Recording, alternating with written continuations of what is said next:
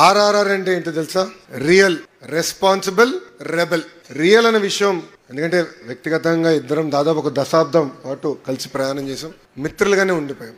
ఎప్పుడైతే చంద్రబాబు నాయుడు గారిని అరెస్ట్ చేశారో నాకు టాప్ మొదటి 10 మందిలో ఫోన్ చేసిన వ్యక్తి ఆర్ఆర్ఆర్ గారు. వేరే పార్టీ అయినా ఫోన్ చేసి జరిగింది కరెక్ట్ కాదు, లేదు మీకు అండగా నిలబడతాం, లీగల్ గా నీకు ఏం హెల్ప్ కావాలంటే కూడా గైడ్ చేస్తానన్నారు. నేను ఆనాడు ఢిల్లీకి వెళ్ళి ఉన్నప్పుడు కూడా ప్రతి క్షణం నాతో ఉండేవారు. కోర్టులో ఏం జరుగుతుంది, ఏం చేస్తే బాగుంటుందని నేను గైడ్ కూడా చేశారు. అందుకే అంటున్నా, రియల్ మనసున్న వ్యక్తి ఆర్ఆర్ఆర్ గారు. మనందరం చూసాం, 5 ఏళ్ళు అనేక పోరాటాలు చేశారు. రాజద్రోహం కేసు పెట్టి కొట్టినా కూడా ఆయన పట్టించుకోలేదు. నమ్ముకున్న సిద్ధాంతాల కోసం ఆయన ముందరికెళ్లారు. మీరందరూ ఆశీర్వదించారు, మంచి మెజారిటీ ఆయన గెలిపించారు. గెలిచిన తర్వాత ఇప్పుడు ఎమ్మెల్యే అయిపోయాను, రిలాక్స్ అవలా. ఇమీడియట్ గా కలెక్టర్ గారికి చెప్పి ఏకంగా ఉండి డెవలప్మెంట్ ఫండ్ ఏర్పాటు చేశారు. ఆయన స్నేహితులు, శ్రేయోభిలాష అందరితో మాట్లాడి ఆ ఫండ్ కి నిధులు తీసుకొచ్చి ఉండి అభివృద్ధి కోసం డబ్బులు ఖర్చు పెడుతున్నారు. జెడ్పీ హై స్కూల్ అభివృద్ధి కోసం 60 లక్షల రూపాయలు ఖర్చు పెట్టారు. 34 ప్రభుత్వ పాఠశాలలు ఉంటే 31 ప్రభుత్వ పాఠశాలలో బిల్డింగ్స్ గానీ, క్లాస్ రూమ్స్ గానీ, డెస్క్స్ గానీ, ప్లే గ్రౌండ్లు అన్ని కూడా ఏర్పాటు చేశారు